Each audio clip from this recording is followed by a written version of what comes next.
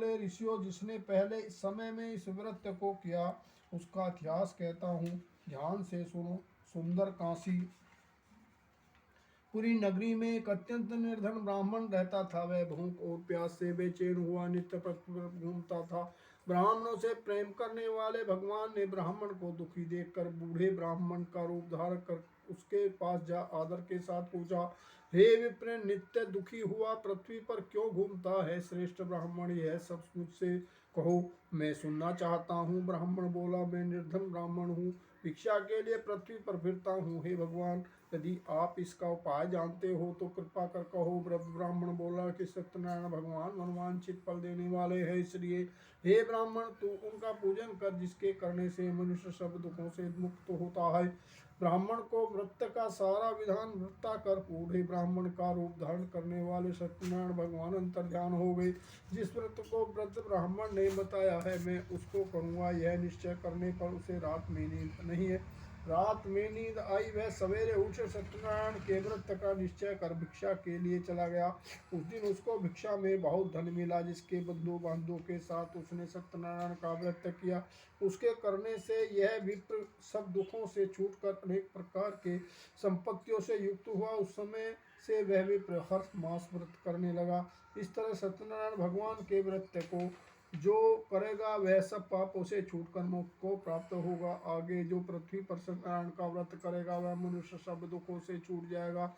इस तरह नारद जी से नारायण का कहा हुआ यह व्रत मैंने तुमसे कहा। हे विप्रो, अब और क्या कहूँ? ऋषि बोले, हे मुनीश्वर, संसार में इस विप्र से सुनकर किस किसने इस व्रत को किया, हम सब सुनना चाहते हैं। इसके लिए हमारे मन में श्रद्धा है। सूत जी बोले, हे मुनियों, जिसने इस व्रत को किया है यह सब सुनो। एक समय एक विप्र धन और ऐश्वर्य के समान बंधों के साथ व्रत करने को तैयार हुआ। उसी समय एक लकड़ी बेचने वाला बूढ़ा आदमी आया और बाहर लकड़ियों का रखकर विप्र के मकान में गया। प्यास से दुखी लकड़हारा उनको व्रत करते देखकर विप्र को नमस्कार कर कहने लगा कि आप यह क्या कर रहे हैं और इसके करने से क्या फल मिलता है? कृपा करके मुझसे कहो। ब्राह्मण ने कहा, यह सब मनोकामनाओं को पूरा करने वाला सत्यनारायण भगवान का व्रत है। इसकी ही कृपा से मेरे यहाँ धन धान आदि की वृद्धि हुई है। विप्र से इस व्रत के बारे में जानकर लकड़हारा बहुत प्रसन्न हुआ। तब यह चरणामृत लेकर और प्रसाद खाने के बाद अपने घर को गया। लकड़हारे ने अपने मन में इस प्रकार का संकल्प किया कि आज ग्राम में लकड़ी बेचने से जो धन मिलेगा उसी से सत्यनारायण देव का उत्तम व्रत करूंगा। यह मन में विचार कर वह बूढ़ा आदमी लकड़ियों अपने सिर पर रखकर जिस नगर में धनवान लोग रहते थे वह ऐसे सुंदर नगर में गया। उस रोज वहां पर उसे उन लकड़ियों का दाम पहले दिनों से चौगुना मिला।